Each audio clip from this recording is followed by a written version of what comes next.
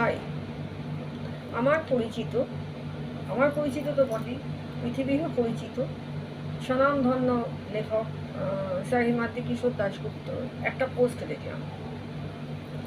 সেটাতে উনি বলেছেন যে রাস্তা আজকে এই নামাজ, পুজো ইত্যাদি বন্ধ হচ্ছে ভালো কথা, কিন্তু তার সাথে সাথে রাজনৈতিক দলের মিটিং মিছিল সভাও বন্ধ করতে হবে, তবে গিয়ে ঠিকঠাক হবে। এই কথাটা মানে আমার কি বলবো মাইন্ডে গিয়ে লাগলো। মানে এইটা বোধহয় আজ পর্যন্ত কেউ বলেনি। রাজনৈতিক দলের এই মানে সভা করা, পথসভা করা, দুদিন বাদে বাদে এখানে পথসভা হলে এই আমার বাড়ি থেকে কিছু দূরে দেখি পথসভা হচ্ছে জনৈক রাজনৈতিক দল। মানে যে দোকানটায় আমি যাব সেই দোকানটা আমি খুঁজে পাচ্ছিলাম না, কোথায় গেল না দেখি ওদের পথসভার মানে প্যান্ডেল বেঁধেছে, দোকানটা তার পেছনে চলে গেছে। এবার আপনি ভাবুন, অনেক কাস্টমার কিন্তু দোকানটা খুঁজে না পেয়েই চলে যাবে, ও আচ্ছা দোকান হয়তো বন্ধ আছে, আমিও তাই ভেবেছিলাম। তাহলে আপনি চিন্তা করুন, এটা একটা মানে জাস্ট বললাম যে রাজনৈতিক দলের পথসভা অনেক সময় সমস্যা করে, এবং এই কথাটা আমাকে খুব মানে টন্ট করেছে যাকে বলে।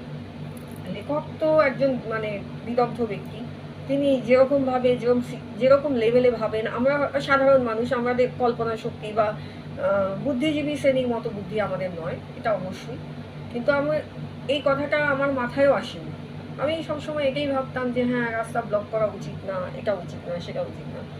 কিন্তু এই পথসভা করাটা, রাজনৈতিক দলের মিটিং মিছিলের জন্য ধুম করে রাস্তায় বসে পড়াটা, এগুলোও যে উচিত না, এই ব্যাপারটা আমার এই পোস্টার দরুন রিয়ালাইজ হলো।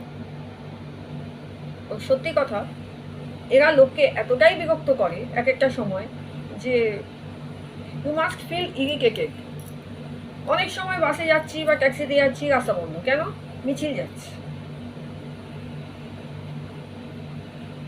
ছুটির দিনে যাও ভাই, রাত 10টার পরে যাও না।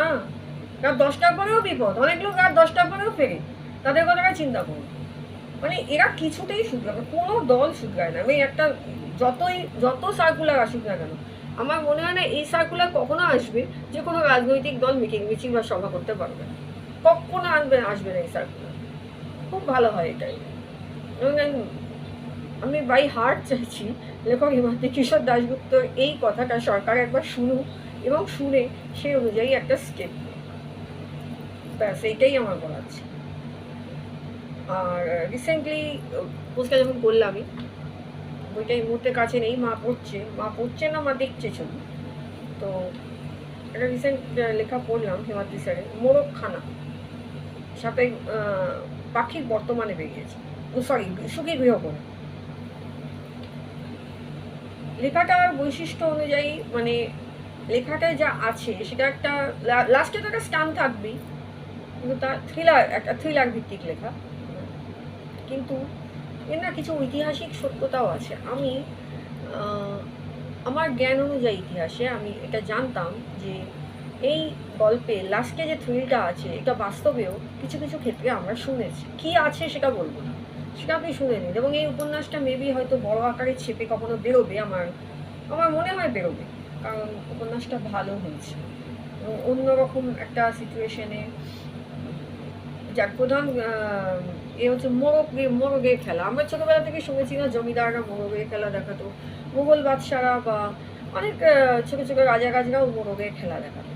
সেই দুটো বড় বড় মোরগের পায়ে ছুরি বেঁধে একে অপরের দিকে তাদেরকে করে দেওয়া হতো, চালিয়ে দেওয়া হতো।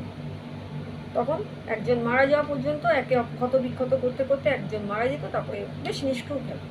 যদিও আমরা মোরগ খাই কেটে, কিন্তু তাহলেও চোখের সামনে এরকম একটুখানি অড লাগে, কিন্তু এসব খেলা চলতো। আর এই খেলার নেপথ্যে গড়ে উঠল এক অপরাধ। কী সেই অপরাধ, কিসের জন্য হয়েছিল এই অপরাধ, জানতে হবে তো। তাহলে পড়ুন সুখী গৃহকোণে, রিসেন্ট সুখী গৃহকোণে বেরোনো লেখকের মোরগখানা। মোরগ তো খেতে ইচ্ছে করবেই, করলে সাথে লেখা আপনার খাওয়ার টেস্টকে দ্বিগুণ করে। সো আজ এই পর্যন্ত, দেখা হবে আগে।